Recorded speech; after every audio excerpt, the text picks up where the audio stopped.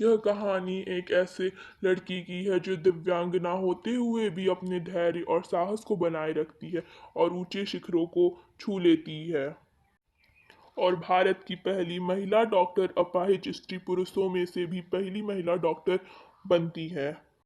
कभी कभी अचानक ही विधाता हमें ऐसे विलक्षण व्यक्तित्व से मिला देते हैं जिसे देख स्वयं अपने जीवन की रिक्तता बहुत छोटी होने लगती है। हमें तब लगता है कि भले ही उस अंतर्यामी ने हमें जीवन में कभी अकस्मात कारण ही दंडित कर दिया हो, किंतु हमारे किसी अंग को हमसे विच्छिन्न कर हमें उससे वंचित तो नहीं किया। फिर भी हम में से कौन ऐसा मानव है जो अपनी विपत्ति के कठिन क्षणों में विधाता को दोषी नहीं ठहराता।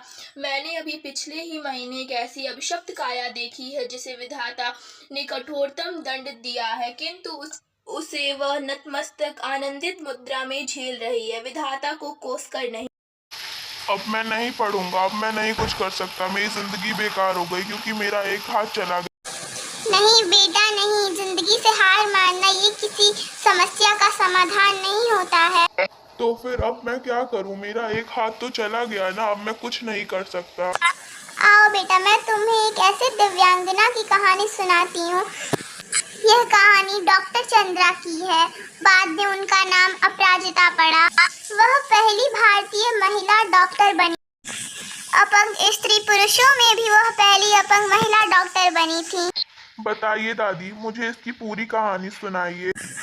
डॉक्टर चंद्रा जब 18 महीने की थी तभी उसका पूरा शरीर पोलियो ग्रस्त हो गया था। धड़ के नीचे का पूरा भाग, केवल गर्दन ही हिल सकता था, बाकी धड़ केवल मांस का लोथड़ा था।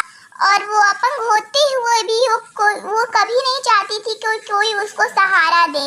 उनकी माँ ने उनका बहुत इलाज कराया कि उनकी बेटी सही हो जाए, पर सारे डॉक्टरों ने जवाब दे दिया कि अब आपकी बेटी सही नहीं हो सकती। फिर जब वो 1 वर्ष की हुई तो एकाएक उसकी धड़ के नीचे के भाग में हलचल हुई। फिर धीरे धीरे उसके कमर के नीचे के भाग में काम करना शुरू कर दिया।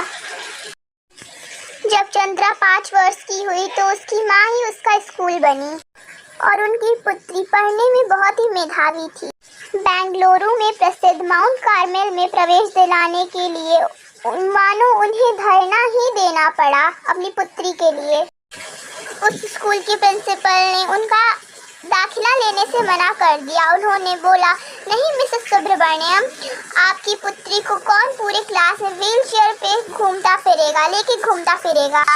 उनकी माँ ने बोला, आप चिंता ना करें मैम, मैं हमेशा इसके साथ रहूंगी और पूरी कक्षा में अपने अपंग पुत्री की कुर्सी की परिक्रमा मैं स्वयं करूंगी। वो बहुत ही कठिनाई से अपनी पुत्री की दाखिला विद्यालय में कराई और उनकी पुत्री इतनी मेधावी थी पढ़ने में कि हर एक कक्षा में वो प्रथम आती और उनका नाम रोशन करती थी।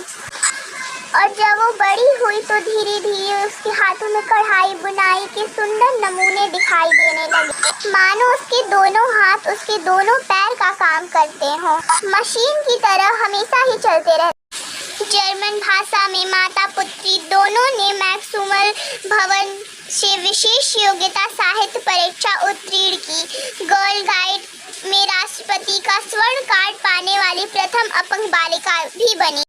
अपनी मां की सहायता और दृढ़ इच्छा शक्ति से इन्होंने 1976 में माइक्रोबायोलॉजी से डॉक्टरेट की उपाधि प्राप्त की। इन दोनों को जेसी बेंगलुरु द्वारा प्रदत्त वीर जननी का पुरस्कार भी प्राप्त हुआ।